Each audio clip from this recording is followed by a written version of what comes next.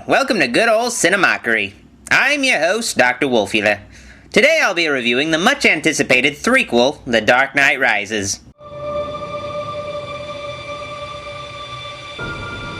There's a storm coming.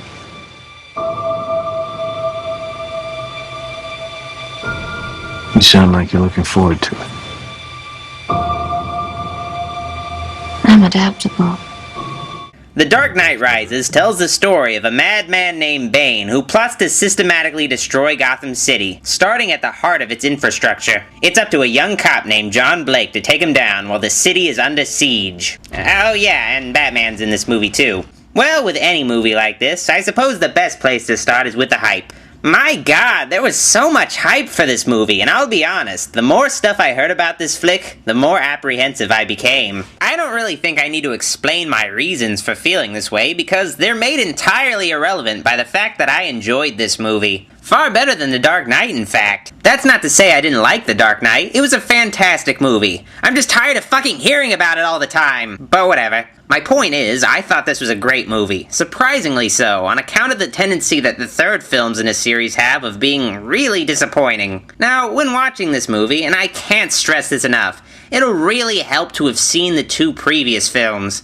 You could watch The Dark Knight by itself without having seen Batman Begins and still follow the plot fine. With The Dark Knight Rises, though, you will get lost if you haven't seen both Batman Begins and The Dark Knight. But you've probably seen those movies anyway, so I don't know why I'm fucking bothering to mention this. Anyway, I guess I should actually talk about this movie.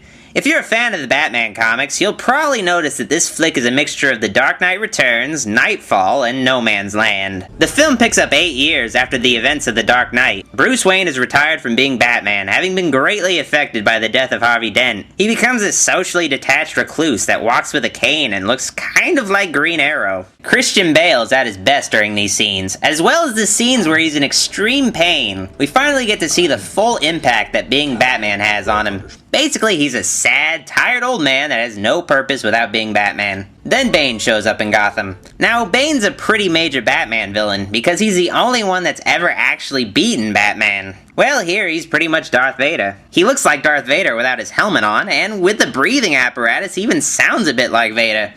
Bane even kills his own henchmen just for shits and giggles, just like Vader. Bane's terrorism eventually motivates Batman to come out of retirement. Regardless of how silly Bane looks at first, Tom Hardy does a good job at looking like a guy that can kick Batman's ass.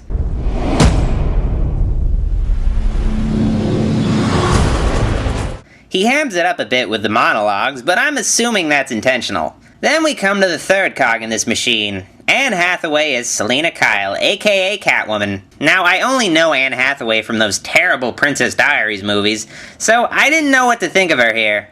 She's okay, better than I expected. She runs into Batman and Bruce Wayne throughout the movie, and she just comes off a bit emotionless and robotic in some scenes. She does have her moments, but I think they could have done better. Well, she's definitely better than Halle Berry, though. Then we come to the peripheral characters. Of course, they're all played by veteran actors, and they all do a great job. I don't think I need to go into too much detail about them. I will talk about John Blake, played by Joseph Gordon-Levitt. He's a young cop that is a kindred spirit to Batman, having also lost his parents as a child. They develop a nice working relationship in the movie that really pays off in the end. The action scenes are great. They're larger in scope than the previous films, and they're made even more impressive by the fact that they are mostly shot practically. There's very little CGI in this movie, which is always refreshing. All in all, Christopher Nolan did a great job with this film and this series in general. This movie isn't really a Batman movie so much as it is a Gotham City movie. This tells the story of a growing conflict between the wealthy and the lower class that becomes an all-out war. There just happens to be a dude that dresses like a bat. Anywho, great end to a series. You should see it. You probably already have. Well, see it again anyway. Oh, and Superman is in this movie. Yeah, spoiler alert. Superman shows up at the end to save the day at the last minute. Then Batman and Superman high-five and decide to start a team together. I guess it was supposed to lead into the Justice League movie that's being made. It's weird that Nolan would put that in the movie, though.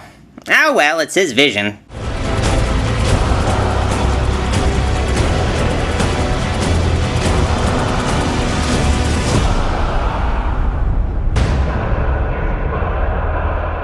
Then again, I could have just been hallucinating that last part.